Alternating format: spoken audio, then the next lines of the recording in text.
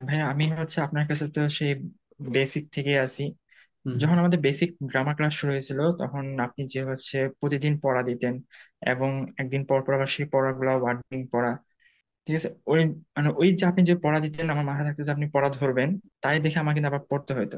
আর আমি তো যে পড়া হয় নাই বা ইয়া হয়েছে, তখন আমার নিজের খারাপ হতো যে আমি পড়া পাই নাই, ভাই পড়া ধরতে হবে, তাই আমার আবার পড়তে হবে।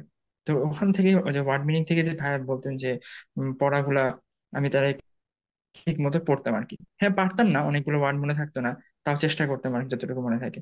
এবার যখন আমাদের আইএলটিএস ক্লাস শুরু হলো, লিসেনিং, রিডিং, তখন ভাই আপনি যে লিসেনিং এর যেভাবে আপনি বলেন যে এমসিকিউ আমার সবচেয়ে বেশি প্রবলেম ছিল, আমি শিখাই দিলেন যে কিভাবে আপনি এমসিকিউ গুলা eliminate করতে হয়, বাদ দিতে হয়। হ্যাঁ, এই জিনিসটা খুবই ভালো লাগছে।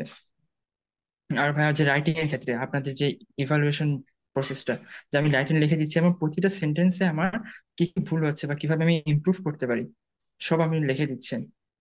এই জিনিসটার মাধ্যমে আমি শিখতে পারছি, আমার গ্রামার ও মিস্টেক গুলো শিখতে পারতেছি, এবং আমি কোন ওয়ার্ডটা বসাবো বুঝতে পারতেছি ভাই। এই জিনিসগুলো ভাই অনেক ভালো লাগছে। এটা ভাই আমি আসলে কোথাও মানে অন্য কোনো কোচিং এ গেলে বা এটা পাইতাম না।